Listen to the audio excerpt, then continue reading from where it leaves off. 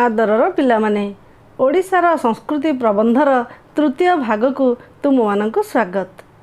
पिलामाने आगरु आमे संस्कृति कौन जानी थिले? ओडिशार ऐतिहासिक घटनावली अशोक और धर्मपद विषय रे आलोचना करिथिले। आज आमे एही प्रबंधटीर पंचम षष्ठ और सप्तम अनुच्छेद पढ़िबा। एथिरे लेखिका डॉक्टर चारुवाला महांती ओडिशार विभिन्न पर्वपर्वाणी और पर्वपर्वाणी पालनर उद्देश्य, ओडिशार स्थापत्य और भास्कर्य एवं ओडिशार वस्त्रशिल्प इत्यादि किपरि ओडिशार संस्कृति को परिपुष्ट करिअछि ताहा अति चमत्कार भाव वर्णना करिसेंति। ताहले आ डेरी काहेकि आस सही अनुच्छेद गुडी को पढ़ी आलोचना करिबा। ओडिशार संस्कृति और लोकाचार रे पर्वपर्वाणीर एक गुरुत्वपूर्ण स्थान अछि। आनंद उत्सव प्रिय ओडिया माने वर्षर केतेक निर्दिष्ट दिन रे नाना पूजा ओषा व्रत पालन करती। ओडिशा रे 12 मासरे 13 पर्व पालन करा जाए। रज पर्व ओडिशार एक प्रधान पर्व भाव में परिचित। रज पर्व 3 दिन धरी पालन करा जाय थाए। पुराण जुगरु राजपुत्र सत्यवान और सावित्री अमर कहानी को नहीं गढ़ी उठी सावित्री व्रत। आम राज्य में आषाढ़ मास शुक्ल पक्ष द्वितीय विश्व प्रसिद्ध रथयात्रा अनुष्ठित हुए। गम्हा पूर्णिमा पर्व में गौमाता को पूजा करा जाए। भौणी माने भाई मान हाथ में राखी बांधि थांती। गणेश चतुर्थी, नुआखाई, जन्माष्टमी, खुदुरुकुणी ओषा, जह्नी ओषा, दुर्गा पूजा, कुमार पूर्णिमा मध्य ओडिशार केतेक विशिष्ट पर्व। यह व्यतीत आलोकर पर्व दीपावली, कार्तिक पूर्णिमा, माणवसा गुरुवार, प्रथमाष्टमी, मकर संक्रांति, शिवरात्रि, दोल पर्व, होली, पणा संक्रांति इत्यादि पर्व आम ओडिशा रे पालन करा जाए। ए सबु पर्व व्यतीत आम राज्य में विभिन्न जातीय पर्व मध्य पालित होता है, यथा स्वाधीनता दिवस, गणतंत्र दिवस, गुरु दिवस और गांधी जयंती इत्यादि। गृह शरीर और मन को निर्मल करी विश्वास और निष्ठार सहित पूजा अर्चना माध्यम जगतर हित पाई देवतांक आशीर्वाद भिक्षा करिबा एही पूजा पार्वणर मूल लक्ष्य। यह द्वारा सत्य, दया, निष्ठा, पवित्रता आदि गुणर विकास घटे एवं समाज रे परस्पर मध्य मित्रता वृद्धि पाए। महाप्रसाद, मकर चाउल, आंब बौल इत्यादि देई बंधु हेबा ओडिशार एक प्राचीन परंपरा। यह जातीय संहति और एकतार सहायक।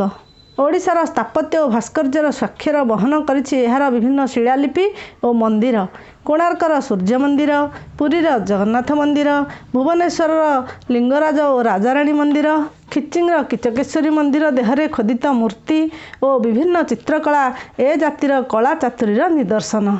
ए सब कीर्ति को स्वचक्षुरे देखिया पाई प्रतिदिन शह शह पर्यटक ओडिशा को आसुछंती।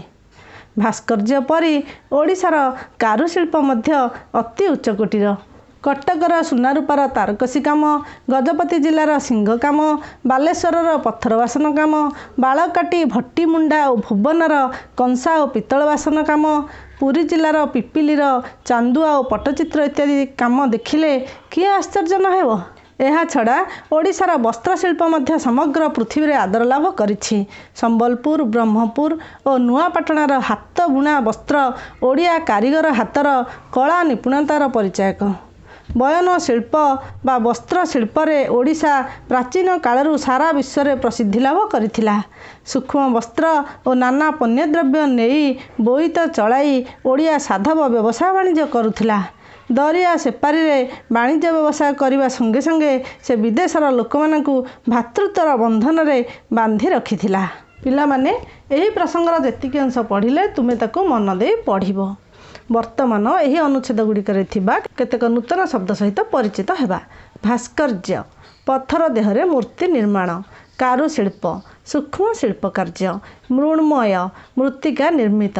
बयन शिल्प, वस्त्र शिल्प। पिलामाने वर्तमान तुम मानक पई किछि अभ्यास प्रश्न। कार्यफर्द 1।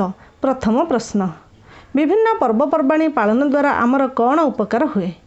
उत्तर, विभिन्न पर्वपर्वाणी पालन द्वारा सत्य, दया, निष्ठा, पवित्रता आदि गुणर विकास घटे। परस्पर मध्य मित्रता वृद्धि पाए।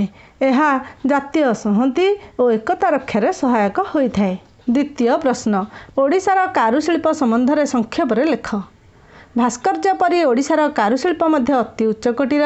ସୁନାରୂପାର ତାରକସି କାମ, ପିତ୍ତଳର ସୂକ୍ଷ୍ମ କାରୁକାର୍ଯ୍ୟ, ଶିଙ୍ଗରୁ ତିଆରି ବିଭିନ୍ନ ଜିନିଷ, ମୃଣ୍ମୟ ଶିଳ୍ପ, ଚାନ୍ଦୁଆ, ପଟ୍ଟଚିତ୍ର ଇତ୍ୟାଦି ଶହ ଶହ ପର୍ଯ୍ୟଟକଙ୍କୁ ଆକୃଷ୍ଟ କରିଛି।